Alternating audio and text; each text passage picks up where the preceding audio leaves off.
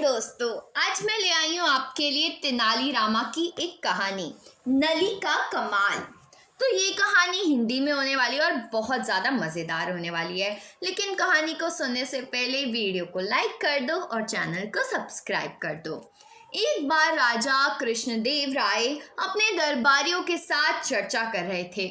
चर्चा करते करते अचानक बात चतुराई पर होने लगी। महाराज कृष्णदेव राय के दरबार में राजगुरु से लेकर कई अन्य दरबारी तेनालीराम से जलते थे।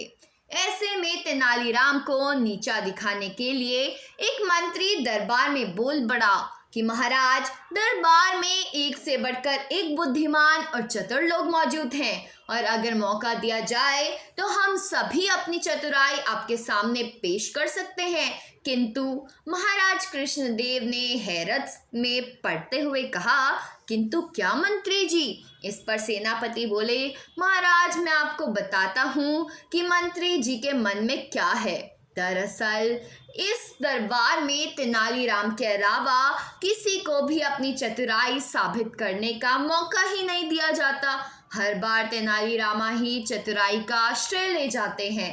ऐसे में दरबार के बाकी लोग अपनी योग्यता कैसे दिखा सकते हैं? महाराज कृष्णदेव राय सेनापति की बात सुनकर समझ गए कि दरबार में सभी लोग तेनाली के विरुद्ध में उतर आए हैं। इसके बाद महाराज कुछ देर शांत रहे और मन ही मन विचार करने लगे। तभी महाराज की नज़र भगवान की मूर्ति के सामने जल रही धूप बत्ती पर गई। धूप बत्ती को देखकर महाराज के मन में सभी दरबारियों की परीक्षा लेने का विचार आया। उन्होंने तुरंत कहा, आप सभी दरबारियों को अपनी चतुराई साबित करने का एक मौका जरूर दिया जाएगा।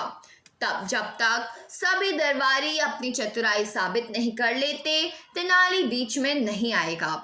यह सुनकर दरबार में मौजूद लोग खुश हो गए। उन्होंने कहा, ठीक है महाराज, आप बताएं कि हमें क्या करना होगा। राजा कृष्णदेव राय ने धूप बत्ती की तरफ उंगली करते हुए कहा कि मेरे लिए 2 हाथ धुआं लेकर आओ। जो भी यह काम कर पाएगा उसे तेनालीराम से अधिक बुद्धिमान समझा जाएगा।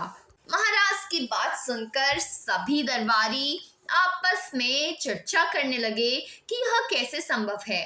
भला धुएं को नापा जा सकता है क्या? इसके बाद अपनी चतुराई साबित करने के लिए सभी दरबारियों ने अपना हाथ आजमाया, लेकिन कोई भी धुआं नाप नहीं पाया। जैसे ही कोई धुएं को नापने की कोशिश करता, धुआं उनके हाथों से निकलकर उड़ जाता। जब सभी दरबारियों ने हार मान ली, तब उनमें से एक दरबारी बोला कि महाराज, हमारे हिसाब से धुएं को नापा नहीं जा सकता। हाँ, अगर तेनाली ऐसा कर पाए तो हम उसे अपने से अधिक बुद्धिमान मान लेंगे। तभी, लेकिन अगर वह ऐसा नहीं कर पाए, आप उनको हमारे जैसा ही समझना होगा। राजा मुस्कुराते हुए बोले, क्यों तेनालीराम, क्या तुम तैयार हो? इस पर तेनालीराम ने सिर झुकाते हुए कहा, महाराज, मैंने हमेशा आपके आदेश का पालन किया है, इस बार भी जरूर करूंगा। इसके बाद तेनालीराम ने एक सेवक को बुलाया और उसके कान में कुछ कहा। उसकी बात सुनकर सेवक तुरंत दरबार से बाहर चला गया। दरबार में चारों ओर चुप्पी छा गई। सभी यह देखने के लिए उतावले हुए जा रहे थे कि आखिर कैसे तेनालीराम राजा को 2 हाथ धुआं लेता है। तभी सबकी नज़र सेवक पर पड़ी, जो शीशे की बनी 2 हाथ लंबी नली लेकर दरबार में वापस आया था। तेनालीराम ने उस शीशे की नली का मुंह धूप बत्ती से निकलते हुए धुएं पर लगा दिया।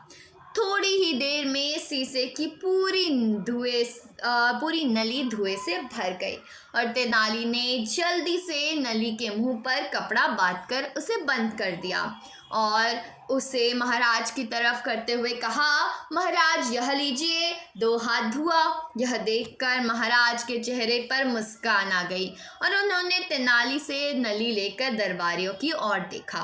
सभी के सिर तेनाली की चतुराई देखकर शर्म के नीचे झुके हुए थे। वहाँ कुछ दरबारी तेनालीराम के पक्ष में भी थे। उन सब की आंखें में तेनालीराम के लिए सम्मान था।